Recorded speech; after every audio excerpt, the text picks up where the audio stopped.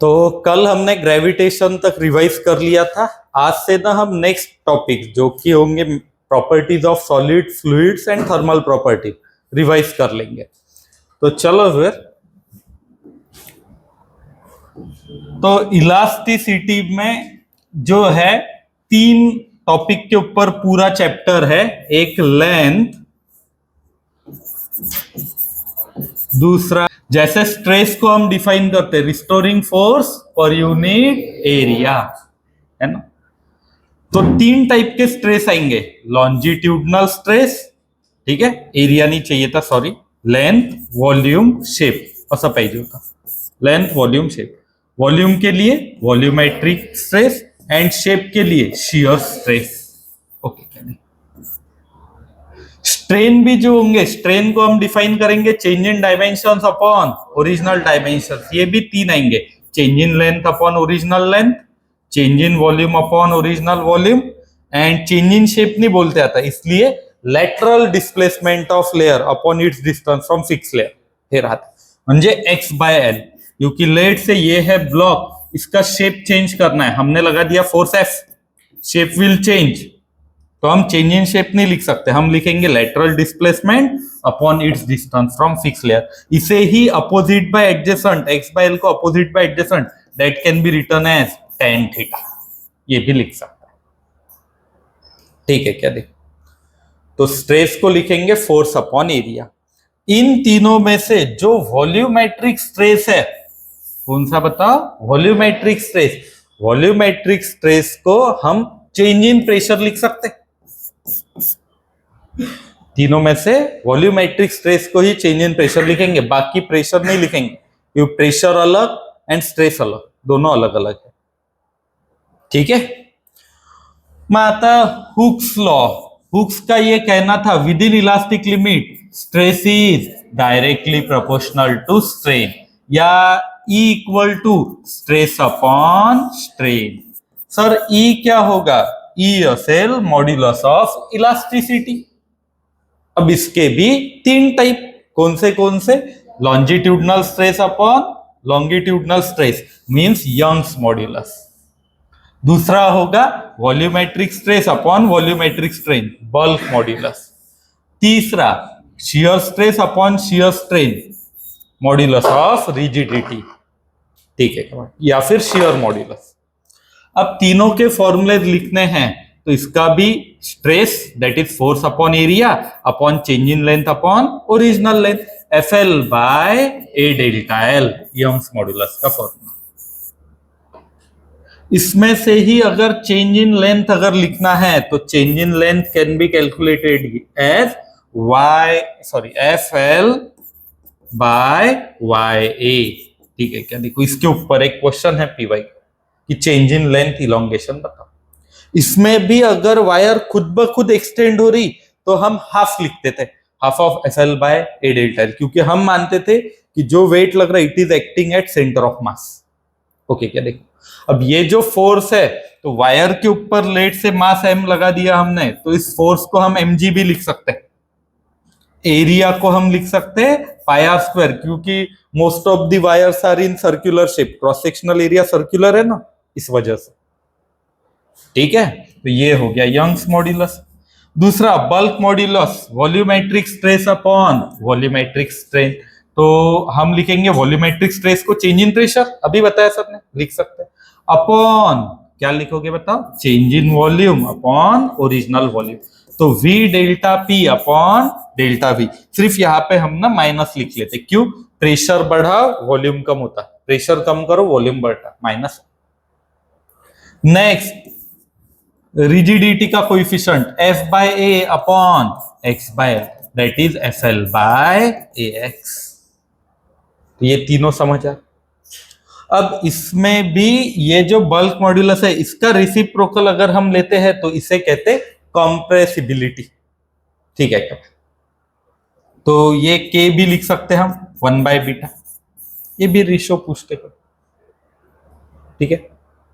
अब 2 chapter mix question फिलहाल में आए हैं, जिसमें ना फ्लूइड्स एंड अभी जो चल रहा स्ट्रेस एंड ये लॉन्जिट्यूडनल वॉल्यूमेट्रिक, इनसे रिलेटेड कॉन्सेप्ट है। कैसे?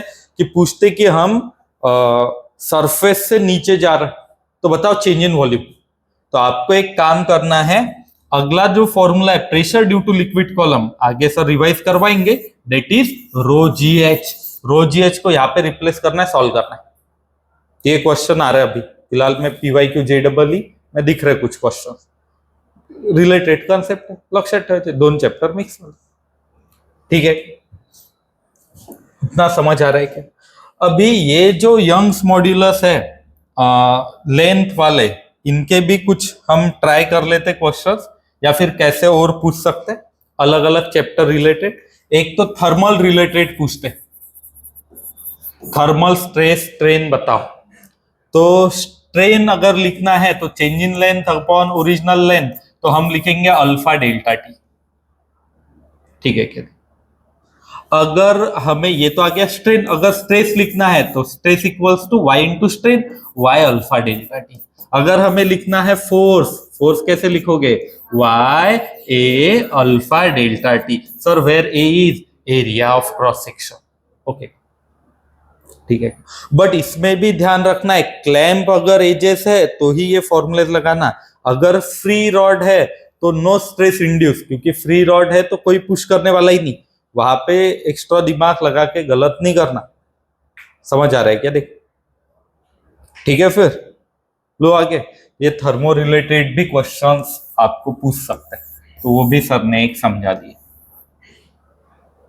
तो स्ट्रेस स्ट्रेन समझ आ रहा है क्या? ग्राफ निकालना है तो stress is directly proportional to strain. हम क्या लिखेंगे? स्ट्रेस स्ट्रेन का curve straight line up to elastic. Sir angle ढूंढना है, एंगल मीन स्लोप, तो slope that also equals to tan theta equals to y by x stress by strain, that is modulus of elasticity. तो आपको question आ सकता है कि these are two materials and बताओ हमें कि इनके मॉड्यूलस ऑफ रिजिडिटी का रेशियो या यंग्स मॉड्यूलस का रेशियो निकालते हैं, tan theta 2 upon tan theta. ठीक है, अब ये कर्व आगे बढ़ाते गए तो अलग अलग पॉइंट्स मिलते हमें, यील्ड पॉइंट, उसके बाद फ्रैक्चर पॉइंट, और एक पॉइंट जहां पे ये टूट जाएगा ऐसे। तो स्ट्रेस बढ़ाते जाओ, पॉइंट्स चेक करते जाओ, तो with in elastic limit direct proportion. Okay क्या? देख लो आगे, फिर आगे नेक्स्ट एनर्जी स्टोर्ड। लेट से एक वायर है, इसे ना ये L लेंथ की है, हमने खींच के ना इसकी लेंथ डेल्टा L से बढ़ा दी, तो कितनी एनर्जी स्टोर होगी? पहले तो हम वर्क से एनर्जी निकाल सकते, integration F dot dx। Sir F कहां से लिखेंगे? F हमारे पास यंग्स मॉड्यूलस का फॉर्मूला है, क्योंकि लेंथ है, रिप्लेस करो, आंसर निकालो, y a delta L square by twice है। ये लर्न चाहिए फॉर्मूला, प्रूफ करवाया सर ने। इसे ही हम half y a delta L by L into delta L भी लिख सकते हैं। ये जो formula it is for force, means half force into extension, या फिर हाफ एफ एक्स। क्या ये कल का ही फॉर्मूला है? हाँ सर, अरे ये हाफ एफ एक्स कल का ही फॉर्मूला है ना, एफ स्क्वायर बाई 2k। अरे आठवत है क्या? तो ये फॉर्मूला कहाँ पे आया था एक और, कि energy stored in spring, work power energy में। ठीक है क्या? या फिर क्या लिखते थे हम, बताओ, एफ स्क्वायर बाय 2k। ठीक है, या फिर हाफ के एक्स स्क्वायर। अब यहां पे जो k है सर, वहां पे तो k ठीक है, स्प्रिंग कांस्टेंट था, यहाँ पे k, तो k को हम फोर्स पर यूनिट एक्सटेंशन ऐसे भी लिख सकते हैं। क्या लिख सकते हैं? Force per unit extension of F by delta. Answer निकाल सकते हैं। ओके क्या? लो आगे, फिर अब इससे ही हमने आगे बढ़ा लिया, तो एनर्जी पर यूनिट वॉल्यूम के कुछ फॉर्मूलेज है, याद चाहिए। पहला half stress into strain, okay क्या? या फिर half stress square by y, या फिर half of y into strain square. Okay, ये 3 फॉर्मूले पता चाहिए। किसके लिए बताओ? Energy density, energy per unit volume. And सिर्फ एनर्जी चाहिए, वॉल्यूम से मल्टीप्लाई करो, एनर्जी मिल जाती। सिर्फ एनर्जी चाहिए तो वॉल्यूम से मल्टीप्लाई करो, एनर्जी मिल जाएगी। ओके क्या फिर? Blue next. चलो फिर अब एक क्वेश्चन आया है, थोड़े क्वेश्चंस भी देख लेते। Maximum elongation of steel wire of 1 metre length. अब मैक्सिमम इलोंगेशन क्या डेल्टा एल निकालते हैं? हाँ सर, अभी जो यंग्स मॉड्यूलस का फॉर्मूला समझे, निकाल लो उससे। अरे ओके, गेहूं का पूड़े देखो। और एक एनर्जी स्टोर्ड के लिए भी था, एनर्जी स्टोर्ड है तो ऐड नहीं केलेलं, पण सुनो 2019 से पहले, म्हणजे एनटीए येण्या अगोदर, एनटीए से पहले इस चैप्टर के सब मिला के 10-15 ही क्वेश्चन आए थे इतने सालों में, 30 सालों में। मीन्स पहले इसका कुछ भी वैल्यू नहीं था इस चैप्टर का, तो भी कुछ लोग यही बहुत दिन तक यही पढ़ाते थे। पर ये जो चैप्टर है मैकेनिकल प्रॉपर्टीज ऑफ सॉलिड, पहले एक भी क्वेश्चन नहीं था।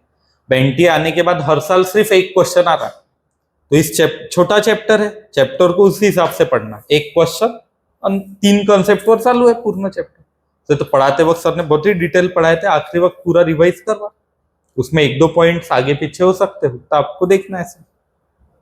ठीक है मग घेऊ पुढे। चला मग आता आगे आते फ्लूइड्स के अंदर, कि लेट से हम सरफेस से ना नीचे ट्रेवल कर रहे, दिस इज आवर सरफेस, ये सरफेस से ना हम नीचे आ रहे, तो प्रेशर बढ़ते जाता। Change in pressure can be return as rho ji H.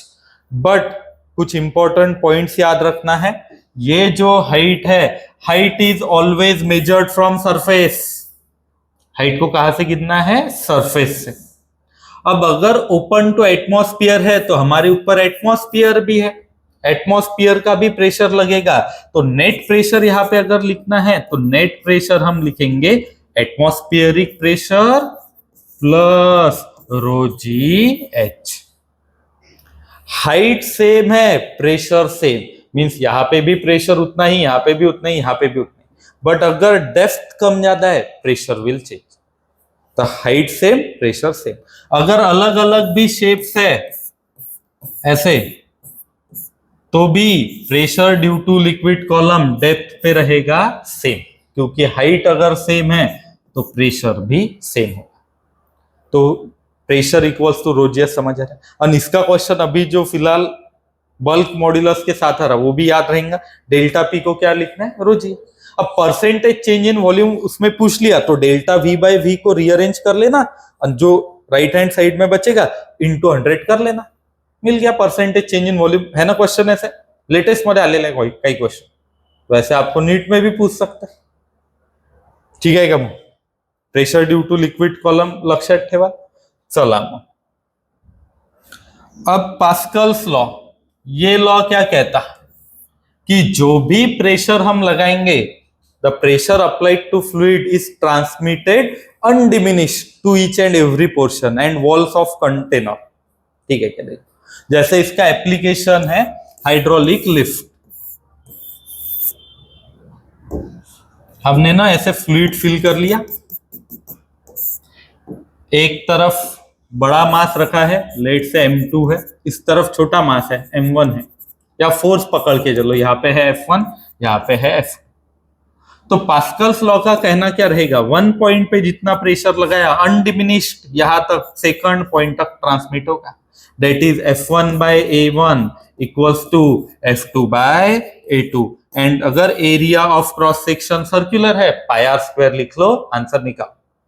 तो यहाँ पे 1000 kg की गाड़ी है, तो F2 की जगह 1000 G एरिया जो है वो पुट करना, F1 निकालना है, एरिया से यहाँ पे मल्टीप्लाई करना। जाहिर सी बात है यहाँ पे एरिया ज्यादा है, यहाँ पे कम है, यहाँ पे कम फोर्स लगेगा उतना ही प्रेशर डेवलप करने के लिए, तो कम फोर्स में ज्यादा वेट उठे।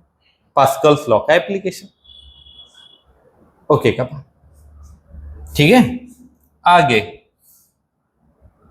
देखो, इसमें ना 1-2 पॉइंट और सर समझा रहे। हमने 2 थर्मोमीटर्स, हमने 2 प्रेशर मेजरिंग इंस्ट्रूमेंट्स देखे थे। वन था बैरोमीटर आठवतेगा। एंड दूसरा था manometer. Barometer it is use to measure atmospheric pressure. कैसे मेजर करते थे? ट्यूब हम ऐसे रखते थे क्लोज कंटेनर के ऊपर, हाइट तक लिक्विड जाता था, प्रेशर इक्वल्स टू ρgh से सॉल्व करते थे। मैनोमीटर में क्या करते थे? यू शेप ट्यूब लेते थे। लेट से ये है गैस, इसको लगा दी U shape tube. U shape tube में एक तरफ लिक्विड थोड़ा ऊपर जाएगा, एक तरफ कम ऊपर जाएगा, तो हम लिखते थे pressure of gas, pressure at left hand side equals to pressure at right hand side. Pressure of gas equals to, ये हाइट h है तो ρgh प्लस ऊपर कौन सा प्रेशर होगा? Atmospheric pressure. तो इसे एब्सोल्यूट प्रेशर ऑफ गैस, इसे एटमॉस्फेरिक प्रेशर एंड इसे गॉज प्रेशर ऐसे नाम दिया था। ओके क्या? ठीक है मां, क्यों पुढे? तो ये याद रहेगा। आगे विस्कोसिटी के ऊपर फिलहाल पीवाईक्यूज में बहुत सारे क्वेश्चन दिखते हैं। Viscosity property because of which fluid opposes relative motion. Newton का लॉ था विस्कोसिटी के लिए, viscous force equals to minus eta A d v by d y. इस डीवी बाय डीवाई को हमने बताया था velocity gradient. Velocity gradient, rate of change of velocity with respect to y axis.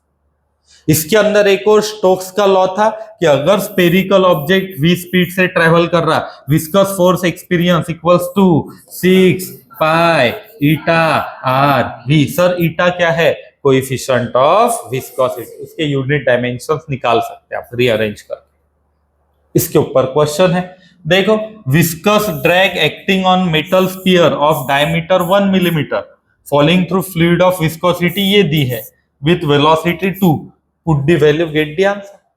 Viscous force का formula पता चाहिए 6 पाई ईटा आर वी। ठीक है क्या? देखो वैसे ये भी है, ठीक है।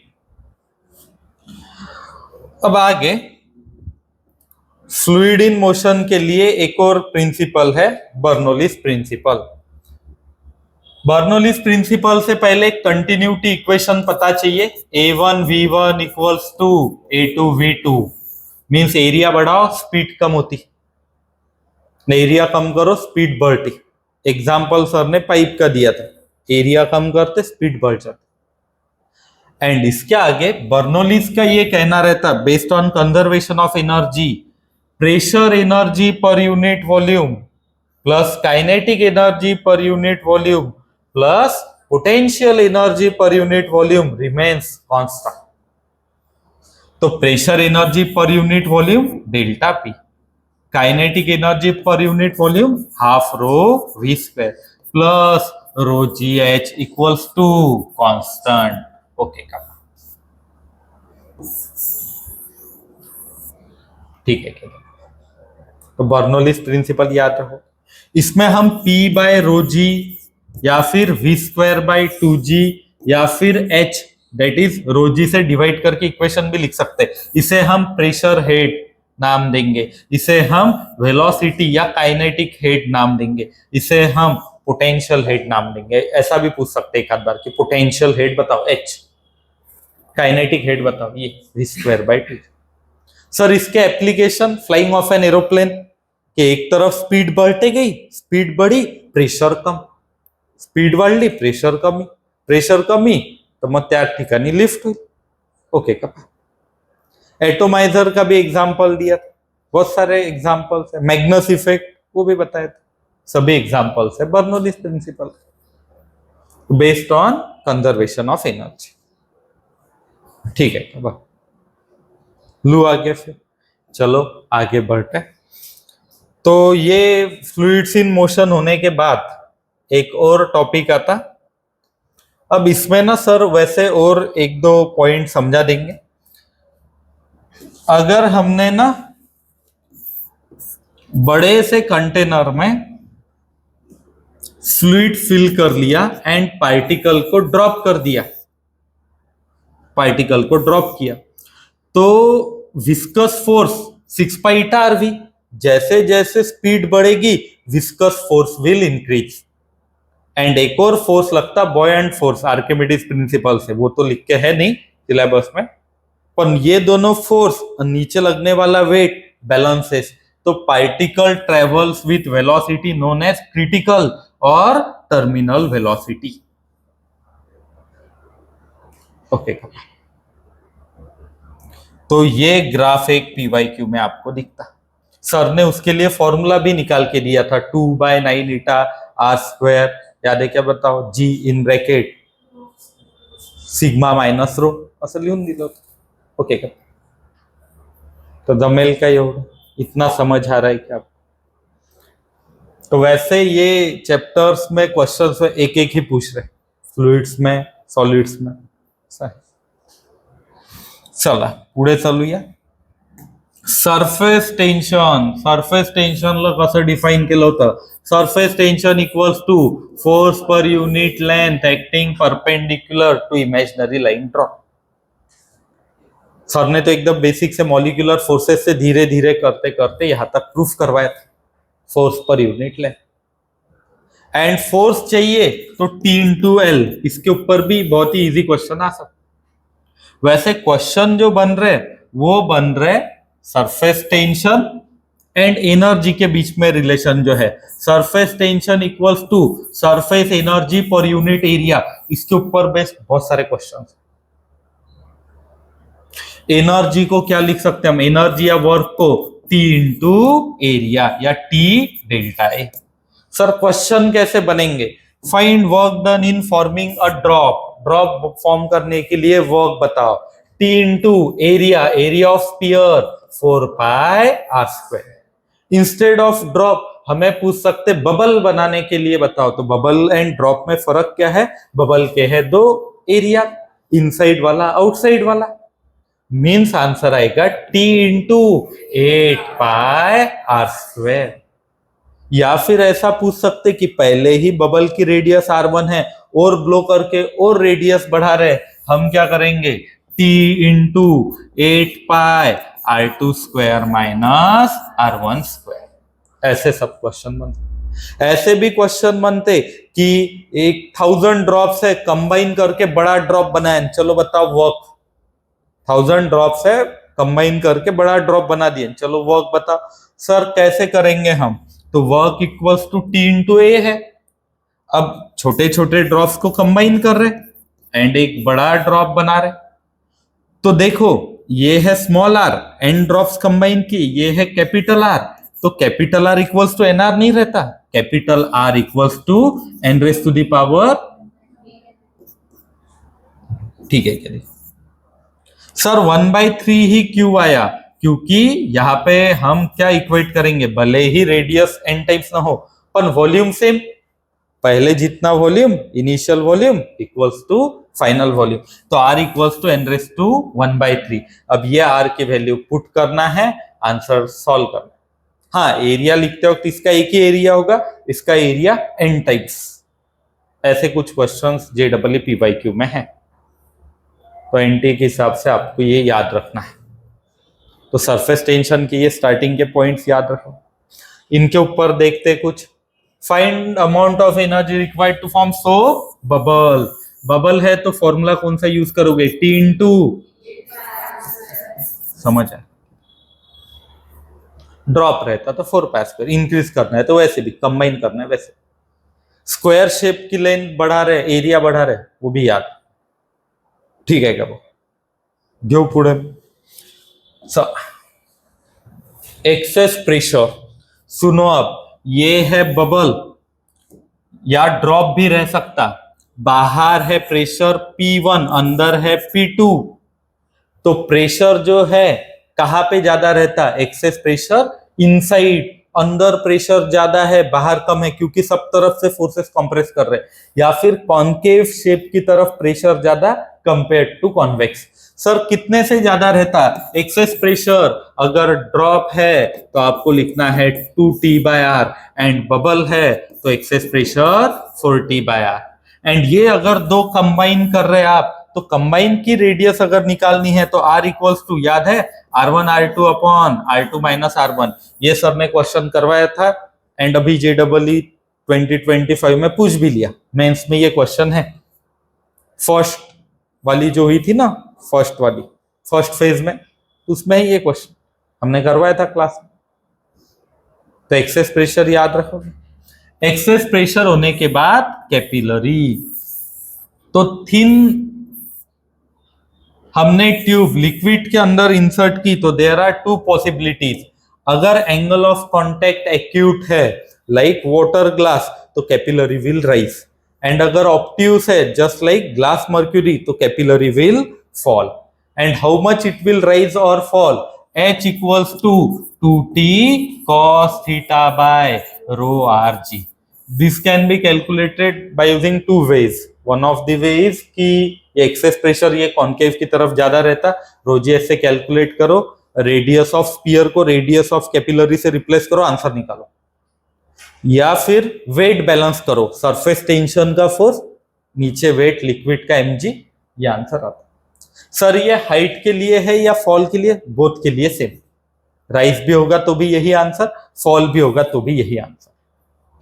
ठीक है, जमत है क्या? लू आगे फिर, चलो अब आते आगे स्पेसिफिक हीट कैपेसिटी के ऊपर, थर्मो वाला हिस्सा। तो देखो, heat capacity, heat required to raise temperature by unity या 1 डिग्री सेल्सियस, तो delta Q by delta T लिखेंगे। स्पेसिफिक हीट कैपेसिटी है तो heat required to raise temperature of unit mass by 1 degree celsius, तो delta Q by M delta T लिखेंगे। Molar specific heat capacity है CP CV, तो heat required to raise temperature of 1 mole by 1 degree celsius. अभी मैंने जब thermo पढ़ाया था तो मेरा खुद का पैटर्न था, उसी हिसाब से सर ने पूरा थर्मो पढ़ाया था। बट अभी रिवाइज करते वक्त जो एनटीए का सिलेबस है उससे ही एक एक पॉइंट उठाया है, उस हिसाब से सर रिवाइज करवाएंगे। बट हाँ, जिन्होंने भी पूरा थर्मो हमारा अटेंड किया है उसे पूरा लिंक होगा कि सर ने स्टार्ट टेम्परेचर से किया था, टेम्परेचर मेजरमेंट एक पॉइंट्स पढ़ाते गए।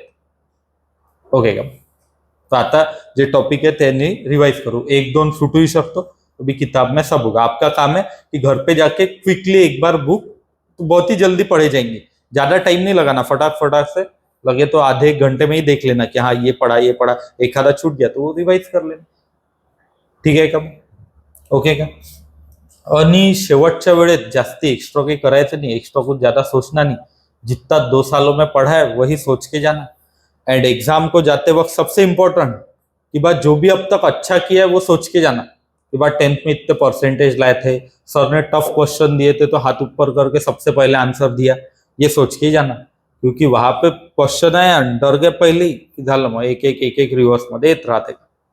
जब भी आप एग्जाम को जाओगे अच्छा सोच के जाना, जो अब तक अच्छा किया, ऐसे मत सोचना की अब रिपीट को आ गए तो एक वर्ष खराब झालं, ते विचार करून नाही द्यायचं, चांगलाच विचार करायचा की आजपर्यंत काय चांगलं केलं। आणि कुछ फैक्चुअल जो है वो निकाल के भी रखना कि जाते वक्त जो पढ़ना है नहीं पढ़ना है, जो भूल जा रहे जो याद रख सकते वो वाली चीज। ओके का पा, चला मग पुढे चलूया। एक सर ने सीवी पढ़ाया था एट कांस्टेंट वॉल्यूम, एक पढ़ाया था C P, and C P minus C V equals to क्या आता है बताओ? R, and C P upon C V equals to क्या आता है बताओ? Gamma. Gamma equals to C P upon C V. अब इसमें ये रिप्लेस करके C P equals to gamma C V, C P equals to gamma C V minus C V equals to R, या फिर C V equals to R upon gamma minus 1।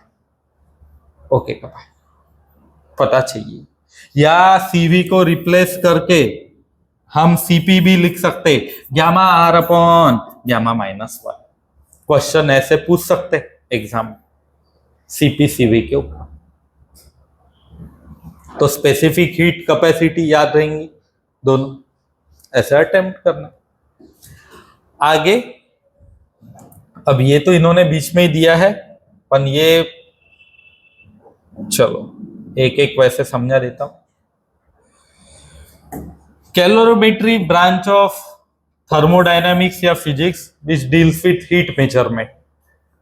अब हीट मेजरमेंट में दो cases है, एक तो बॉडी का टेम्परेचर बढ़ा, दूसरा फेस चेंज करो। जैसे क्वेश्चन आता है कि -10 डिग्री आइस को उठा के लेके जाना है 120 डिग्री स्टीम तक, तो पहले हमें आइस का टेम्परेचर बढ़ाना पड़ेगा 0 तक, फिर 0 पे आइस आया तो फिर फेस चेंज, 0 पे वाटर, फिर वाटर का टेम्परेचर बढ़ा, फिर जब 100 पे पहुंचेगा तो फेस चेंज। मीन्स यहां पे दो कॉन्सेप्ट रहेंगे, एक कौन सा बताओ, to raise temperature of substance in same state, and दूसरा टू चेंज फेस। तो सेम स्टेट में टेम्परेचर बढ़ाना है तो उसके लिए यूज होगा specific heat capacity, heat equals to ms delta T. But जब तक फेस चेंज नहीं हो रहा तब तक ही ये यूज कर सकते, एंड अगर फेस चेंज होता है तो we will have to use change of state. अगर होता है तो क्या हमें यूज करना है, latent heat, Q equals to ml, heat required to raise, heat required to change phase. वैसे तो आजकल ये सभी वैल्यूज एनटीए वाले खुद लिख के दे रहे, तो भी मैंने वाटर के लिए वैल्यूज याद रखने को बोला था। वाटर टू आइस है तो L के लिए वैल्यू 80 बरोबर है, एंड अगर वेपराइज कर रहे स्टीम के अंदर तो L कैलोरीज पर ग्राम थी। हाँ, ये यूनिट भी याद रखना। हाँ, 540। ओके कपा। S भी पता चाहिए, S फॉर वाटर 1, आइस के लिए 0.5 एंड स्टीम के लिए 0.5। सर ये सॉल्व कैसे कर सकते हम? देखो ये एक डायग्राम आ गई, पूरा कैलोरीमेट्री आ गया, समझ जाना कि पहले टेम्परेचर ऑफ आइस बढ़ाओ, that is ms delta T. फिर क्या करो, आइस एट 0 को वाटर एट 0 पे कन्वर्ट करो। कौन सा फॉर्मूला लगाओगे, ml। फिर वाटर का टेम्परेचर बढ़ा, ms डेल्टा टी 100 तक लेके जाओ। फिर आगे क्या करना है, फेस चेंज ml। फिर आगे और क्या करना है, ms डेल्टा टी। पूरा सॉल्व होता, ठीक है। ये डायग्राम आ गई, कैलोरीमेट्रिक क्वेश्चन आ जाते, मैक्सिमम आ जाते। फिर टेम्परेचर ऑफ मिक्सचर वगैरह है, जमत है क्या?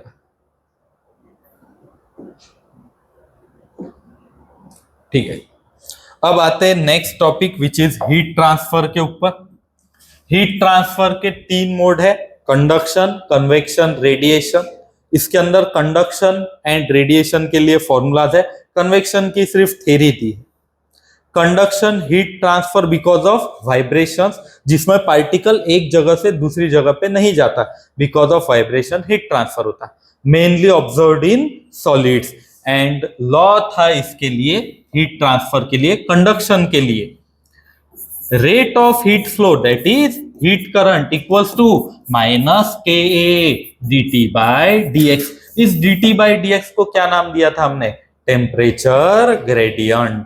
आठवते क्या पा, जैसे वेलोसिटी ग्रेडियंट है, टेम्परेचर ग्रेडियंट। आज और आगे करंट में पोटेंशियल ग्रेडियंट भी आएगा, पर वो तो पोटेंशियोमीटर डिलीट कर दिए तो वो हेडिंग नहीं दिखेगा आपको, पर वो आता, मैंने पढ़ाया था, ठीक है क्या?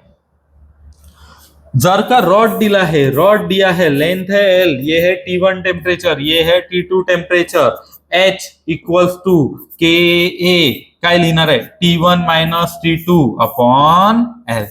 सर इसमें K जो है, ये K क्या है, ये K जो है it is conductivity, thermal conductivity. And इसे ही V इक्वल्स टू IR से कंपेयर करके I equals to delta V by I, वैसे ही थर्मल रेजिस्टेंस डेल्टा V की जगह डेल्टा T और I की जगह H ऐसे लिख के हम निकाल सकते हैं। RTH थर्मल रेजिस्टेंस के लिए फॉर्मूला पता है क्या, L बाय KA, ठीक है क्या? ऐसे ही करंट इलेक्ट्रिसिटी में आज फॉर्मूला आएगा L by sigma A, sigma electrical conductivity और रेजिस्टिविटी के हिसाब से रो L बाय, जिसके ऊपर PYQs में क्वेश्चन। अब अगर 2-3 रॉड कंबाइन कर रहे हैं तो हमें अगर सॉल्व करना है तो इसे ना सीरीज पैरेलल लेके सॉल्व करना। सीरीज में हमें पता है आर इक्विवेलेंट कितना आता है बताओ, R1 plus R2 plus R3। Are को रो सॉरी L बाई के लिख लो, और दो आइडेंटिकल है तो वो आंसर आता है 2k1 k2 upon k1 plus k2, just like we average के का निकल के आता। पैरेलल में लगा रहे रॉड तो 1 by R equivalent equals to 1 by R1 plus 1 by R2 से सॉल्व करना। If suppose temperature of junction पूछ रहे, यहाँ पे टेम्परेचर इतना है, पहला रॉड है, दूसरा रॉड लगा दिए, टेम्परेचर ऑफ जंक्शन बताओ। सीरीज में heat current same, H1 equals to H2 लिख लेना, KA T1 माइनस x, समझ आ रहा है, upon L equals to KA x minus T2 upon L। Solve कर सकते हैं, K नहीं, ये ऐसे होगा, कहां पे गया, heat current, H equals to ऐसे लिखना डेल्टा T बाय RTH, ये H1 H2 सेम ले लेना, आंसर निकालना। एक एग्जांपल देऊन देतो बा जेणेकरून सोपी हुई। ते भी माइनस KX बताया ना सर ने, वो वैसा नहीं, ये ऐसे, ये टेम्परेचर ऑफ जंक्शन X है, ये है T1 है, ये है T2 है, यहाँ पे K1, यहाँ पे K2, ये K2 के कुछ भी रह सकता है, L सेम या डिफरेंट भी रह सकती, तो हम लिख सकते हीट करंट सेम, क्योंकि सीरीज में क्या सेम है बताओ, करंट। तो delta T upon L by KA, delta T क्या लिखना है हमें, ये डेल्टा T लिखना है, ध्यान दो, delta T T1 minus x upon L by K1A। यहां पे लिख सकते हैं हम x minus T2 upon L by K2A, ये लिखा। सॉल्व करो सर, ऐसे 3 रॉड दिए हैं तो जो हीट करंट आ रहा it is divided into 2 parts, तो हम लिखेंगे H1 equals to H2 plus H3 and हम सॉल्व करेंगे। ठीक है का, जमत आहे का, मग घेऊ पुढे, चला पुढे चलूया। Convection, heat transfer because of actual motion, particle एक जगह से दूसरे जगह हीट लेके जाएंगे तो जो ट्रांसफर होता है उसे कहेंगे कन्वेक्शन। एंड तीसरा है radiation. Sir radiation, heat transfer without heating intervening medium and because of EM waves he energy लेके जाएंगी। मुझे स्ट्रांगली ऐसी फील आ रही कि रेडिएशन के ऊपर क्वेश्चन आपको पूछ सकता है, हीट ट्रांसफर वर क्वेश्चन येईल, या तो कंडक्शन पे या रेडिएशन पे। रेडिएशन पे ना आपको 3 पॉइंट के ऊपर ध्यान देना है, स्टीफन बोल्ट्जमैन लॉ की rate of heat flow, that is heat या फिर पावर भी हम कह सकते हैं, radiant energy per unit time per unit area is directly proportional to 4th power of temperature, ये पता चाहिए। एंड इसे ही हम लिख सकते sigma A T raise to the power 4। Sir sigma काय, स्टीफन बोल्ट्जमॅन कॉन्स्टंट, कसा लक्षात ठेवायला सांगितला होता, 5, 6, 7, 8। और 4th पावर लेना है तो एब्सोल्यूट टेम्परेचर लेना, इसके क्वेश्चंस भी है PYQ, इतने टेम्परेचर पे इतना तो इतने पे बताओ, तो P1 bye P2, T1 bye T2 की पावर 4।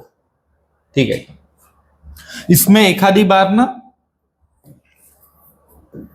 ब्लैक बॉडी नहीं है तो यहाँ पे E भी लिख के मिल सकता, इमिसिविटी E बैठू सकते, जो कि 0.3, 0.4, 0.5 ऐसे रह सकते, तो ये एक लॉ पता चाहिए। दूसरा, इसी के ऊपर बेस्ड एक और लॉ है कूलिंग बाय रेडिएशन के ऊपर, जिसे हम न्यूटन्स लॉ ऑफ कूलिंग कहते हैं। क्या कहते हैं बताओ, न्यूटन्स लॉ ऑफ कूलिंग। ये क्या कहता कि rate of cooling is directly proportional to temperature difference. सरांनी एक ट्रिक फॉर्मूला लिहून दिला होता, वो फॉर्मूला याद रख लिए तो इसके क्वेश्चन सॉल्व होते हैं, PYQ भी करवाए थे मैंने, आया भी था 2-3 साल पहले क्वेश्चन। तो formula is like this, T1 minus T2 upon small t equals to K T1 plus T2 upon 2 minus temperature of surrounding. Question sir ने पूछा था कि अगर समझो कॉफी 100 से 90 तक 5 मिनट में ठंडी हो रही तो 90 से नीचे 90 से 80 अगले 5 मिनट में नहीं होती, ज्यादा टाइम लगता। And how to solve, by using this T 2 बार लगानी पड़ती है केस, रेशियो लेना है, आंसर ढूंढना है। न्यूटन्स लॉ ऑफ कूलिंग, इस पे पूछ सकते क्वेश्चन। और एक छोटा सा पॉइंट है जो बच्चे मिस कर सकते हैं, एनसीईआरटी में पढ़ना है, वेन्स लॉ। लॉ क्या कहता है? Lambda max is inversely proportional to temperature. ठीक है, कहते हैं lambda equals to B by T. ये भी एक याद रखना है कि मैक्सिमम वेवलेंथ जो है इनवर्सली प्रोपोर्शनल टू टेम्परेचर। ठीक है क्या? तो क्या आप ये सब याद रखोगे जो भी सर सामने? तब पढ़ना है, मैक्सिमम रिवाइज करने की कोशिश कर रहे हैं। चलो अब आगे बढ़ते। ये है cool from 90 to 18 T minutes. Room temperature is 20. Time taken by similar cup to cool from 80 to 60 at room temperature. कौन सा फॉर्मूला लगाओगे? ये वाला PYQ का क्वेश्चन सॉल्व होतो का? फॉर्मूलाज में वैल्यू पुट करो, रेशियो ले लो, will get the answer. Okay का? मग हे झाल्यानंतर नेक्स्ट थर्मोडायनॅमिक्स, थर्मल इक्विलिब्रियम म्हणजे टेम्परेचर सेम। जीरोथ लॉ बहुत ही आसान है। If two bodies are in thermal equilibrium with third, then they are in thermal equilibrium with each other. A equal to B, B equal to C, A equal to C असा आहे। ठीक आहे का? Heat, आता बघा, heat is form of energy and Q को हमें जो निकालना है वो अभी हमने हिस्से पढ़ लिए है, ms डेल्टा टी। अगर 1 मोल है तो हम m की जगह ये ऐसे भी लिख सकते हैं, ncv डेल्टा टी या ncp डेल्टा टी। ये कब यूज करना है? जब कांस्टेंट वॉल्यूम है। ये कब यूज करना है? जब कांस्टेंट प्रेशर है। ठीक है। सीपी सीवी की वैल्यूज कितनी रहती है? डिग्रीज ऑफ फ्रीडम आगे है एक पॉइंट, सर वो भी लिख के देंगे। ठीक है। Next is work. अब वर्क निकालना है तो वर्क के लिए बहुत ही सिंपल फॉर्मूला है, इंटीग्रेशन पी डीवी। इसमें भी 2 केसेस, पहला पी कांस्टेंट है तो work done direct P delta we या फिर एनआर डेल्टा टी, और अगर पी वेरिएबल है तो इंटीग्रेट करते बैठो। एंड इससे एक खास पॉइंट निकल के आता कि लेट से ये ऐसी पीवी कर्व है, एरिया अंडर पीवी कर्व निकाल लोगे, ये एरिया निकाल लोगे, this area will give work. અને ऐसे पीवाईक्यू में क्वेश्चन है कि area under PV curve gives work done. समझते हैं क्या? पण लेट से पीवी कर्व अशी आहे, एरिया आहे का काही नाही, म्हणजे वर्क डन सी। ठीक आहे, लक्षात येते। घेऊ का पुढे? Change in internal energy. अब इंटरनल एनर्जी जब भी चेंज हमें निकालना है तो पूरे थर्मो में फॉर्मूला यूज होता है एनसीवी डेल्टा टी, क्योंकि हम डिग्रीज ऑफ फ्रीडम से एनर्जी ऑफ गैस निकालतो। डिग्रीज ऑफ फ्रीडम ने एनर्जी ऑफ गैस काढतो, इंटरनल एनर्जी त्यात चेंज घेतला, चेंज इन इंटरनल एनर्जी थे लगे तो आगे से सर वापस पीछे का एक बार करवा के देंगे। हे तो मी जसे तसे हेडिंग टाकले ना, एज इट इज हेडिंग रखे है सब। चलो फर्स्ट लॉ देखते हैं हम। फर्स्ट लॉ बहुत ही सिंपल है, Q इक्वल्स टू क्या है बताओ? W plus delta U. But इसमें साइन खास है, अगर हीट ऐड कर रहे तो Q प्लस लेना, हीट निकाल रहे तो Q माइनस लेना। वर्क के लिए volume increasing work positive, volume decreasing work negative. Change in internal energy, temperature बढ़ रहा वर्क पॉजिटिव, टेम्परेचर घट रहा work delta U negative. Change in internal energy, temperature वाढत आहेत पॉझिटिव्ह, कमी होत आहेत निगेटिव्ह। ठीक आहे का? जमत आहे का? आता अलग अलग प्रोसेस है, चारों प्रोसेस सर एक ही इसमें एक साथ रिवाइज करके दे देंगे।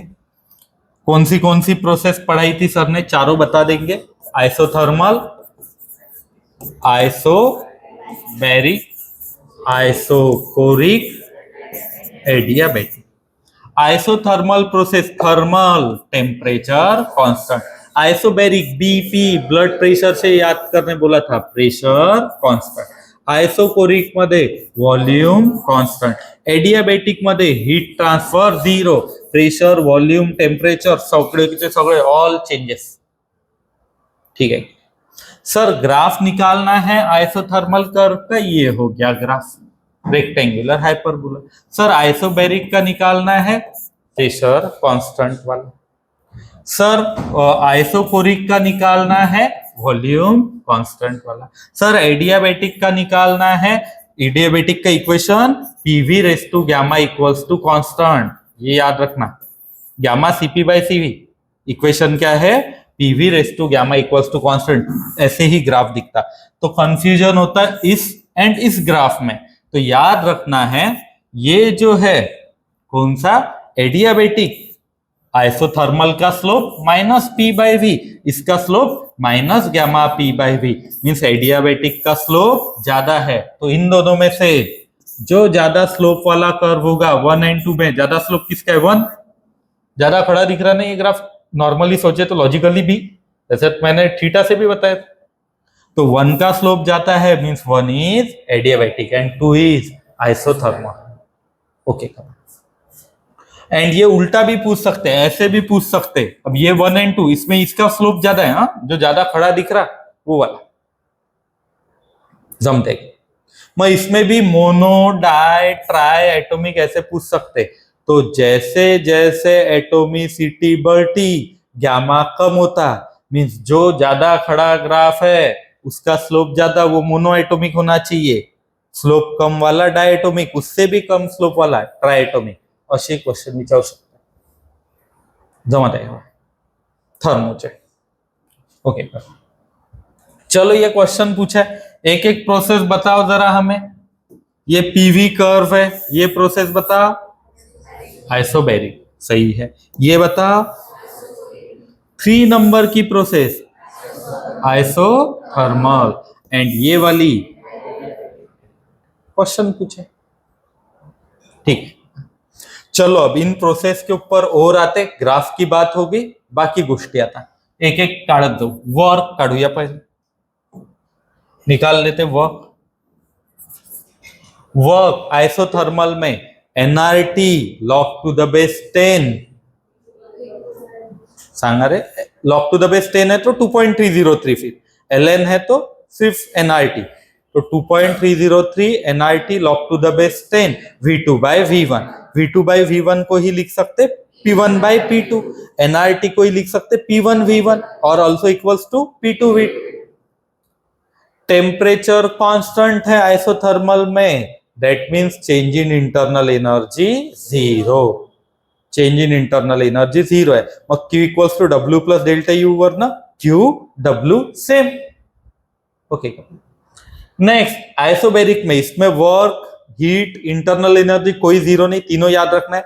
वर्क निकालते. प्रेशर कांस्टेंट है तो P डेल्टा V या NR delta T. Constant pressure पे हीट दे रहे तो N CP delta T. And change in internal energy always sir ने क्या बताया?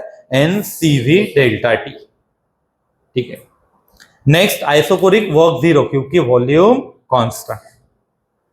तो Q equals to delta U and both equals to N CV.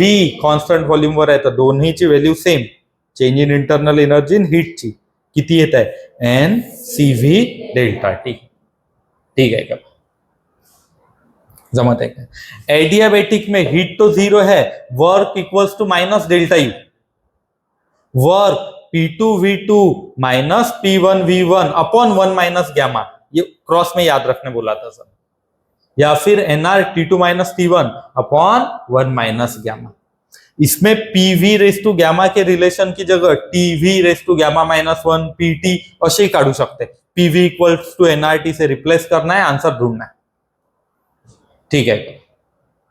Clue क्या आगे? चलो आगे बढ़ते. ये भी हो गया, ये समझ गए. ये क्वेश्चन आया है बघा.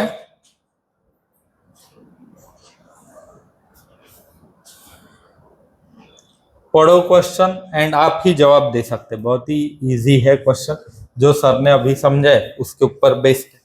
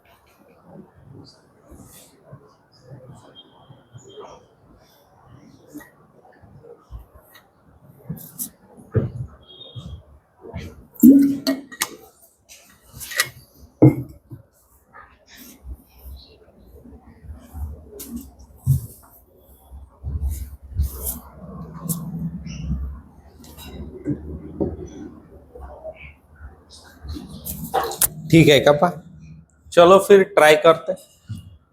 मुझे बताओ, सर ने क्या बताया था कि अगर कंप्लीट एरिया पूछा है तो क्लोज एरिया लिख लो, आंसर आ जाता। पर यहाँ पे हमें तो सिर्फ बीसी पाथ पूछा है, बीसी वाला कौन सा है, वॉल्यूम कांस्टेंट, आंसर 0। ठीक है, जमा है। अब कंप्लीट पीवी कर्व है, पीवी क्लोज कर्व आहे, तर सरांनी 4 पॉइंट सांगितले होते। पीवी क्लॉकवाइज आहे work positive, PV anti clockwise आहे वर्क निगेटिव्ह, वीपी कर्व है क्लॉकवाइज तो वर्क निगेटिव, और VP anti clockwise work positive. ये 4 पॉइंट याद रखना है, क्योंकि कंप्लीट के लिए भी पूछ सकते हैं। सर्कुलर शेप है, एरिया कैसे निकालना वो भी बताया था, कैसे निकाल सकते हैं, पाई आर स्क्वायर है ना, या फिर पाई बाय 4 d1 d2।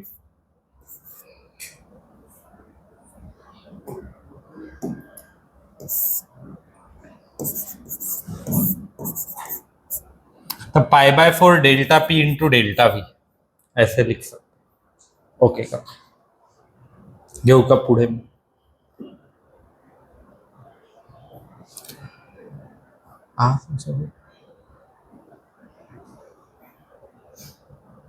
चलो आगे बढ़ते।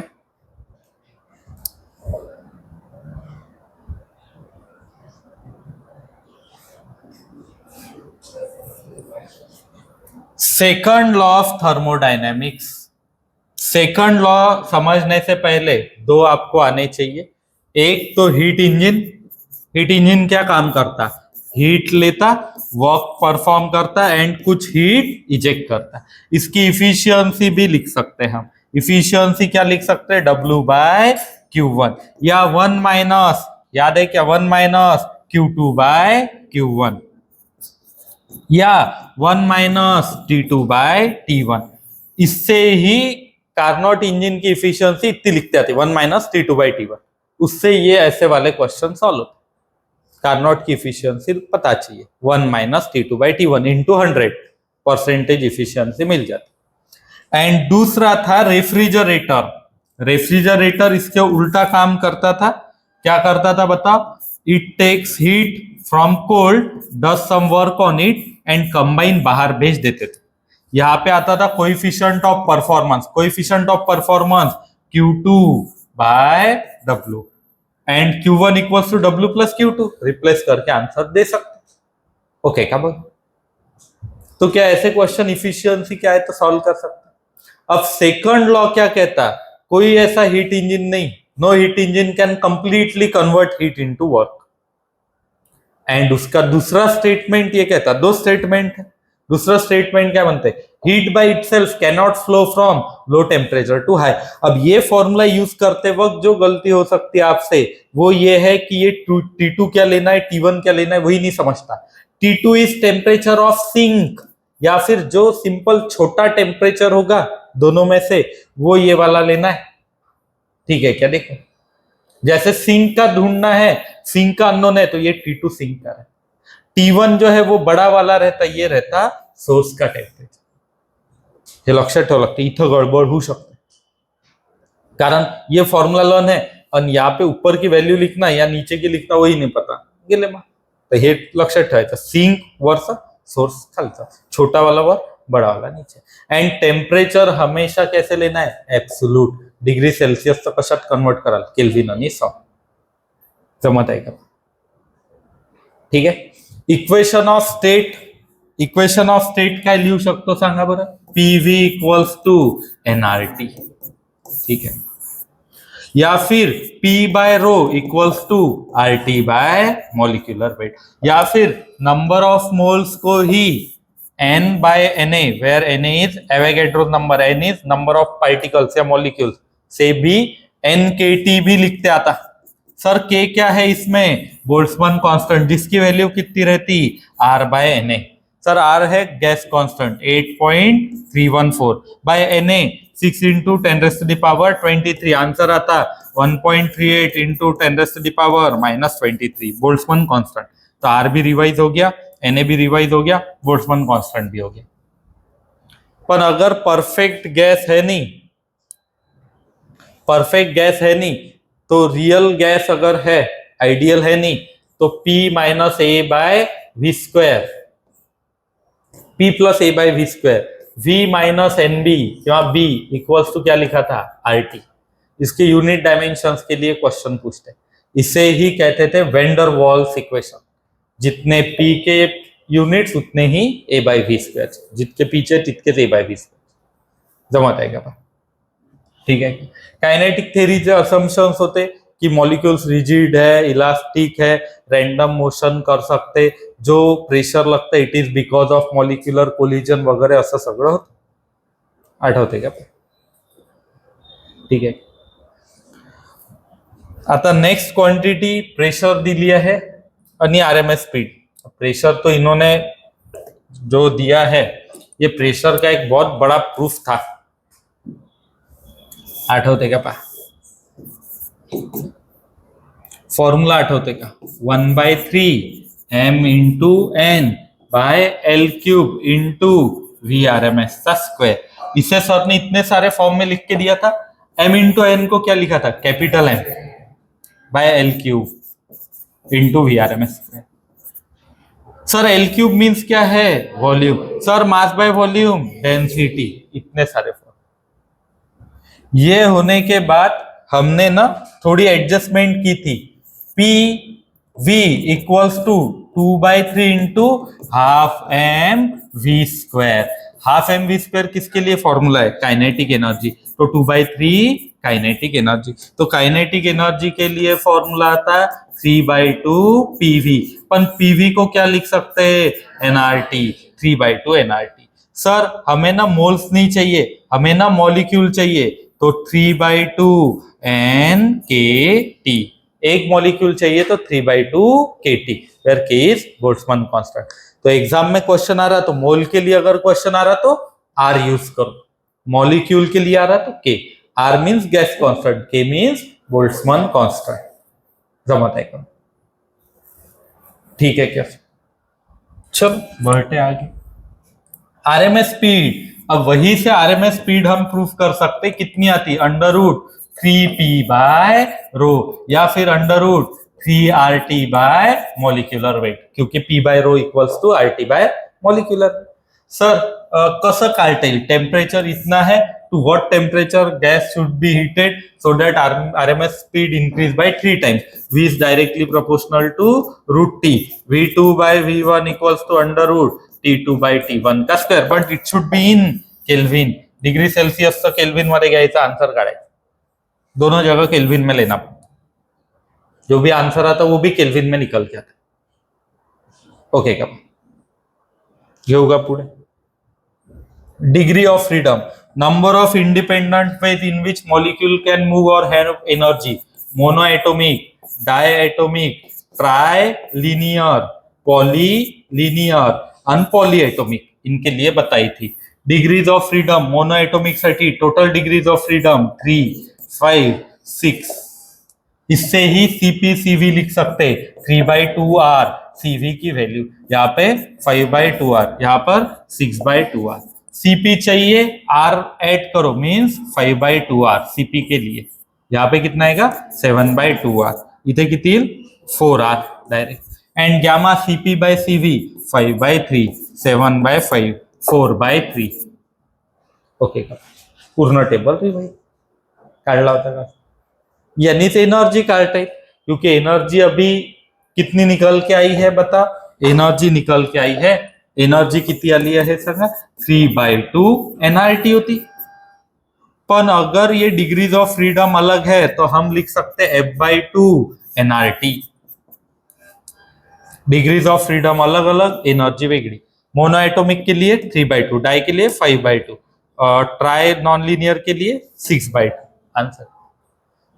तो internal energy directly proportional to temperature, and each degree of freedom has energy, law of equipartition म्हणते each degree of freedom has energy KT/2 या फिर RT/2।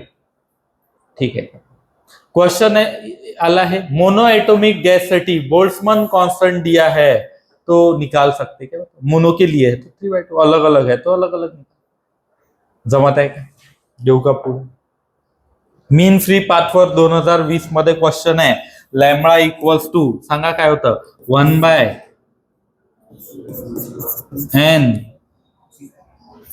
Pi D square.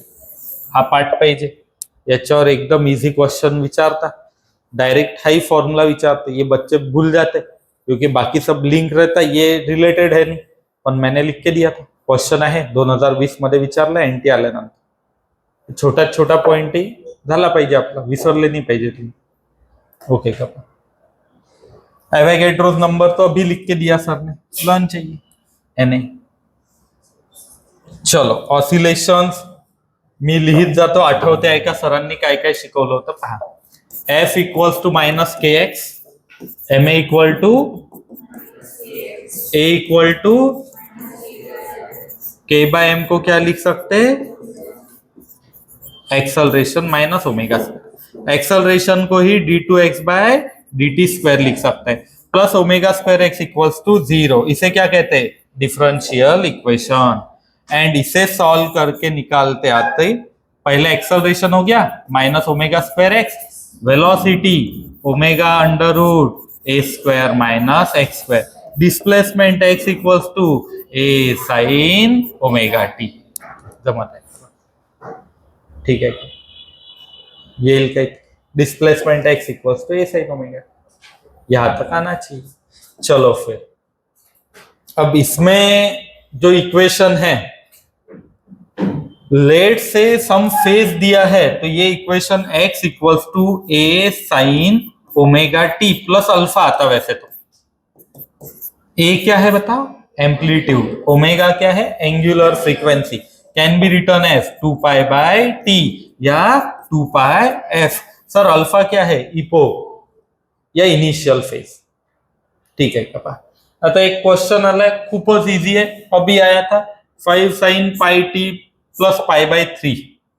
Pi by 3 होता वाटतं, 3 पैसे. ठीक है. जैसे हमें क्या क्या पूछा है, एम्पलीट्यूड. एम्पलीट्यूड कितना होगा, टाइम पीरियड चाहिए, तो टाइम पीरियड ये pi equals to 2 pi by T से निकालते आते हैं. ऐसे कुछ जो भी इक्वेशन है सॉल्व करते हैं, असे इक्वेशन सॉल्व करता यायला पाहिजे.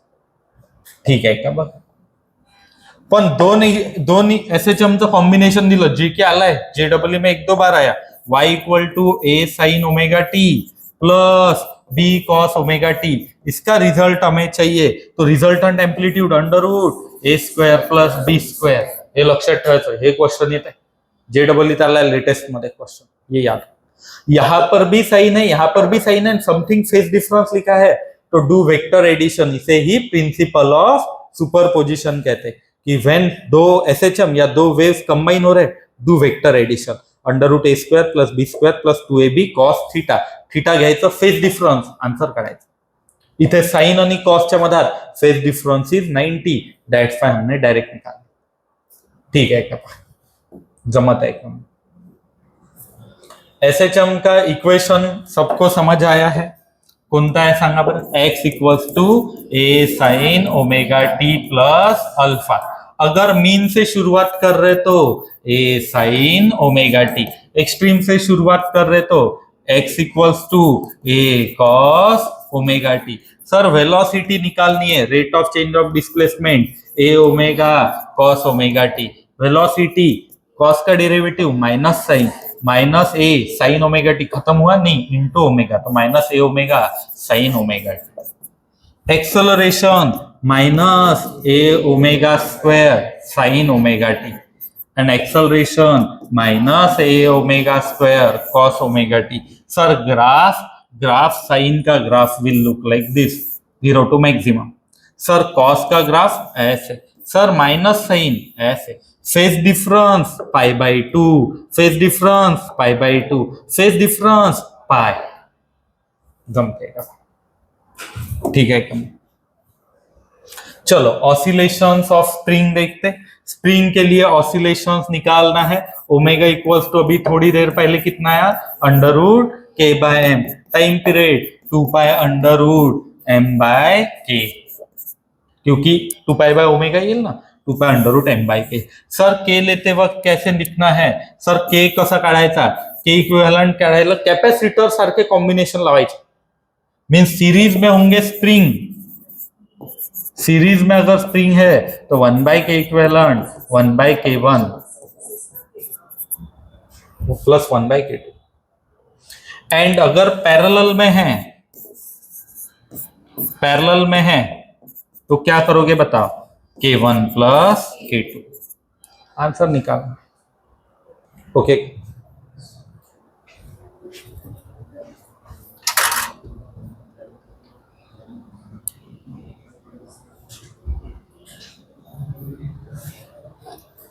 जमत आहे का एवढं बघ, और समजत आहे? चलो आगे बढ़ते। Kinetic and potential energy. Kinetic energy कितनी लिखी थी हमने, 12m⍵² a² - x²। m omega square को क्या लिख सकते, के। Potential energy 12m⍵² x²। Total energy दोनों के एडिशन 12m⍵² a²। m⍵² को हर जगह क्या लिख सकते, के। क्वेश्चन है, ये तो हमारे किताब में भी लिख के था, पार्टिकल एग्जीक्यूटिंग SHM एम्पलीट्यूड है, same potential and kinetic energy, तो काइनेटिक पोटेंशियल एनर्जी सेम कर भेटून जाते x ± a/√2। And 0 to a/2 travel करना है, a/2 to a ट्रेवल करना है, ऐसे भी क्वेश्चन दिए। तो x = a sin ω t मध्ये x की वैल्यू पुट करो, ओमेगा निकाल, ओमेगा की वैल्यू टाइम निकाल, t/6 t/12 आणि 0 to a/√2 जाना है, समझो a/√2 आता वैसे तो इसका आंसर, तो आंसर t/8 काढलाय का, ठीक है क्या? और एक खास बात कि फ्रीक्वेंसी SHM की f है, तो एनर्जी की फ्रीक्वेंसी 2f, क्योंकि स्क्वायर है ना यहाँ पे, तो sin2 cos2 थीटा के फॉर्मूले से प्रूव करते हैं। तो सुनो, displacement, velocity, acceleration, frequency f, kinetic energy 2f, potential energy 2f, time period t/2 मैंने टेस्ट में भी क्वेश्चन डाले थे। ओके जमत है क्या? सिंपल पेंडुलम का टाइम पीरियड सर ने पढ़ाया था, t = 2π√L/g। लिफ्ट ऊपर जा रही तो g इक्विवेलेंट g+ है, नीचे जा रही g- है, हॉरिजॉन्टल है √g² + a² काढलेत का सांग?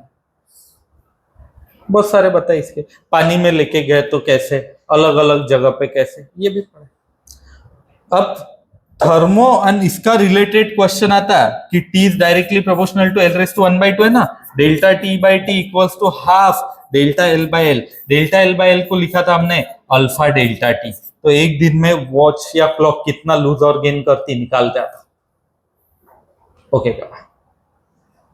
भी ये तो क्वेश्चन जो पूछा है वो तो इजी है। Mass of bob is increase to thrice 2π√L/g formula है।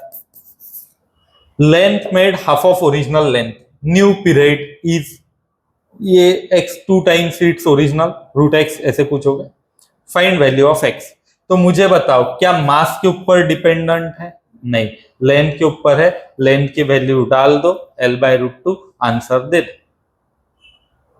ठीक है क्या? जमत है कम सांगा।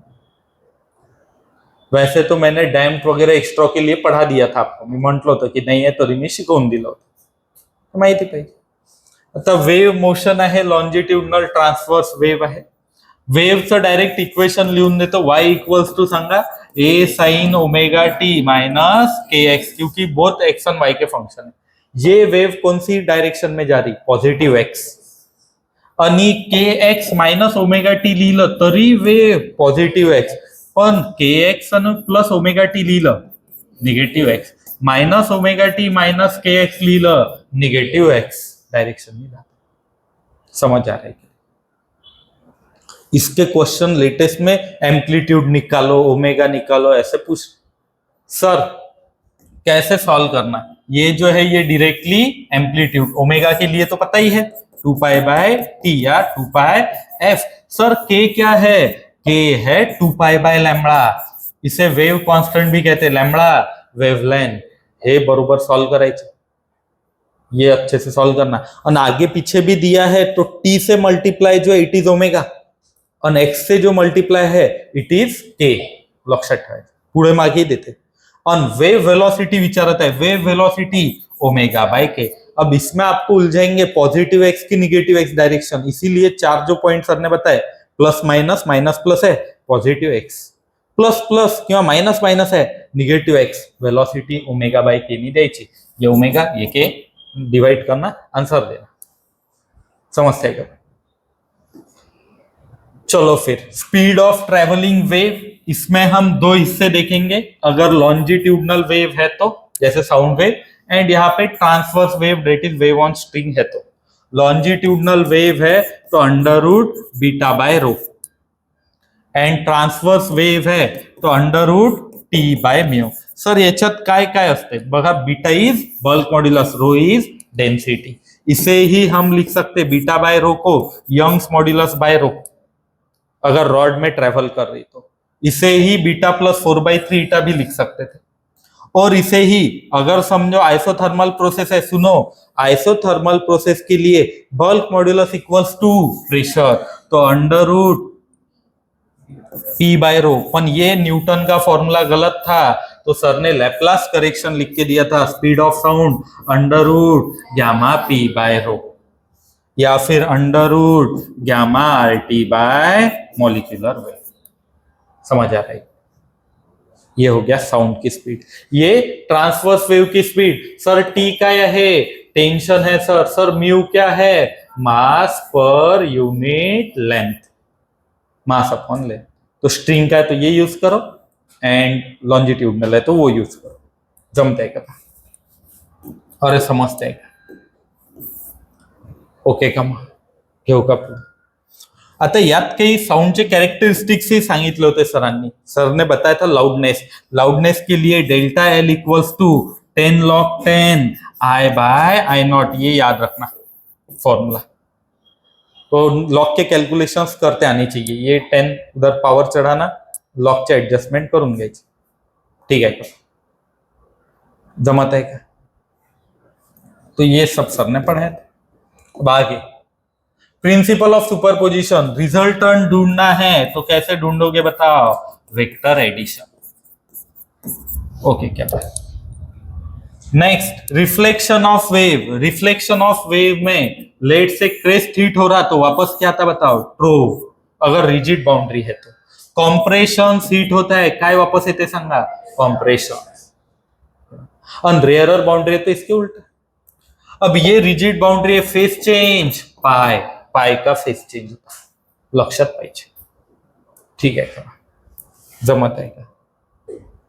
अब ये होने के बाद यहाँ पे ही प्रिंसिपल ऑफ सुपरपोजिशन बता दिए, तो सर एम्पलीट्यूड रिजल्टेंट बता रहे, अंडर रूट हम क्या लिख सकते, A square plus B square plus 2ab,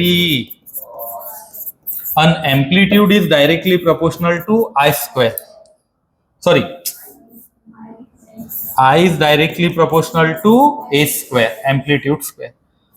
sir ये कैसे निकाला था, एनर्जी ऑफ वेव भी हम निकाल सकते हैं।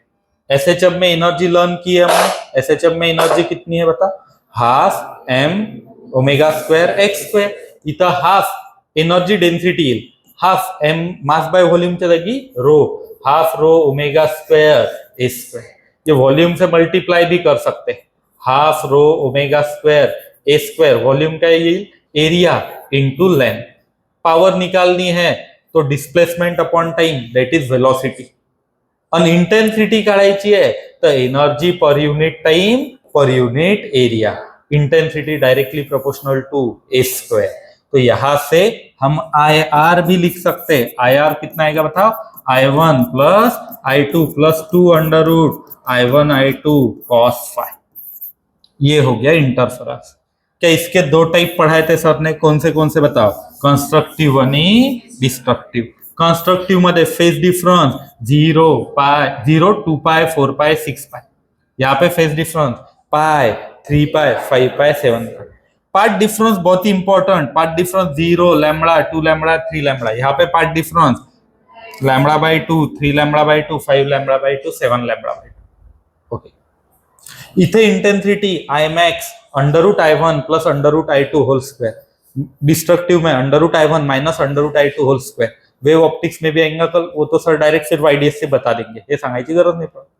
और इसमें भी I1 I2 सेम है, तो सर ने एक फॉर्मूला लिख के दिया था, आठ जाएगा 4I0 cos स्क्वायर 5/2। इसके ऊपर वेव ऑप्टिक्स में क्वेश्चन आएंगे, म्हणजे जो 12th में चैप्टर नीट में आ सकता क्वेश्चन, इंटेंसिटी। ठीक है, अगर ये दो वेव सुपर इम्पोज हो गई, अपोजिट डायरेक्शन में ट्रेवल होती हुई, तो क्या तैयार होती, तेव्हा तैयार होते स्टेशनरी वेव। आणि स्टेशनरी वेवचं इक्वेशन येतं, स्टेशनरी वेव का इक्वेशन y इक्वल टू आठवते 2a cos 2πx/λ sin omega T, या फिर ये साइन कॉस आगे पीछे भी हो सकता, sine 2πx/λ cos omega T, जसं ऐड करत आहे जशा दोन वेव घेत आहे त्या हिशोबाने आंसर आहे। तो अगर एखादी बार ऐसे इक्वेशन आ गया 10 cos something sine something, amplitude काढा, 10 घ्यायचं का नाही, एका वेव्हचा एम्प्लीट्यूड 5 और रिजल्टंट जी वेव है त्याचं इक्वेशन है, तो सिंगल वेव का एम्प्लीट्यूड 5 लिखना पड़ता। हाँ, बाकी 2πx/λ ओमेगा था सेम काढता येते, घेतलाय सरांनी क्वेश्चन वर, लिया है क्लास में क्वेश्चन। ठीक है, क्या distance between two nodes λ/2, two antinodes λ/2, node and antinode λ/4। Okay, मग हे झाल्यानंतर बघा wave on string, organ pipes, हे सगळ्या गोष्टी फंडामेंटल, मॉडर्न हार्मोनिक बीट्स वगैरे हे सगळं एका स्लाइड मध्ये पूर्ण रिवाइज होते। कसं बघा, एकदम इजी करून देतो, ऐसे मैंने क्लास में भी बताया था। स्ट्रिंग बोथ एंड पे जो क्लोज है वो, या फिर ऑर्गन पाइप बोथ एंड पे खुला है वो, इसका आंसर सेम आता। स्ट्रिंग एक एंड पे बंदी है, दूसरा एंड खुला है, या ऑर्गन पाइप का एक एंड क्लोज है एक ओपन है, ये इन दोनों का आंसर सेम आता। सुनो, इसमें जो फ्रीक्वेंसीज है N0, 3N0, 5N0, 7N0 पुन्हा याच्यात क्लोज मध्ये, ओपन मध्ये N0, 2N0, 3N0, 4N0 आठवते सर, N0 किती होती इथं V/4L, किंवा 1/4L V च्या जागी √T/μ। यहाँ पे N0 कितना था V/2L। ये जो पहली है इसे क्या कहते थे हम, फंडामेंटल, याला काय म्हणत होतो सेकंड हार्मोनिक, याला काय म्हणत होतो थर्ड हार्मोनिक, याला फोर्थ हार्मोनिक। ये कौन सा है, फर्स्ट ओव्हरटोन, हा सेकंड ओव्हरटोन, हा थर्ड ओव्हरटोन। चालू, ये कौन सा हार्मोनिक है बताओ, थर्ड हार्मोनिक, ये फिफ्थ हार्मोनिक, हा सेवंथ हार्मोनिक। ये कौन सा ओवरटोन है, फर्स्ट ओवरटोन, हा fourth overtone, sorry second overtone, हा थर्ड ओवरटोन। ओके का, लक्षात रहेल का? ये होने के बाद अब ये अगर आपने याद रख लिए, हे लक्षात ठेवलं, हे सगळे क्वेश्चन सॉल्व होते। जसं फोर्थ ओवरटोन क्लोजचा same as that of third overtone of open, कुठे गेला ते, ये रिलेट करना है, आंसर देना, जमत आहे का? अरे खूपच इजी होईल ना, आणि सगळं काढून दिलंय। और भी जो क्वेश्चंस है वो भी देख सकते हैं। ऑर्गन पाइप ही झाला, सगळंच झालं। Wave on string, initial tension double, तो टेंशन वेलोसिटी के लिए फॉर्मूला हमें पता है, v इक्वल्स टू क्या है बताओ, √T/μ, टी के साथ रिलेशन लो, आंसर निकालो। तो ये जो भी फॉर्मूले सारे हमने लिखे हैं, कहाँ पे गए, इसमें सिर्फ v का फॉर्मूला पता चाहिए, स्ट्रिंग है तो √T/μ, साउंड है तो मग साउंडची स्पीड तर दिलीच असते, इतकं लक्षात येत आहे। आणि नेक्स्ट छोटासा पॉइंट एक कुठे गेला, हा बीट्स, सर ने इक्वेशन प्रूफ करवाए थे कि when two sound waves having same amplitude but slightly different frequencies interfere, then beats are formed, and beat frequency N1 difference N2। इसके क्वेश्चन कौन से करवाए थे, 16 टाइप बताए थे सर ने, कि how to find frequency of unknown tuning fork काढून दिलं होतं, आणि ये सिलेबस में भी है, पढ़ना पड़, अननोन की कैसे निकालने, एक तो वैक्सिंग पढ़ाया था आठवते का पाय, आणि एक शिकवलं होतं फाइलिंग, हे काढलं होतं, एक एक क्वेश्चन लिहून दिलाय, नंबर लाइन काढायचो, आंसर काढायचो, पीवायक्यू ते क्वेश्चन आले, लिख के दिए थे सब। और दूसरे थे कि हम अगर ट्यूनिंग फोर्स रख रहे असेंडिंग ऑर्डर में या फिर डिसेंडिंग में, फर्स्ट टर्न लास्ट ऑक्टेव है, ऑक्टेव म्हणजे डबल सांगितलं होतं, तर काढा, असे क्वेश्चन आहेत. तर इथपर्यंत करणार का सांगा बरं.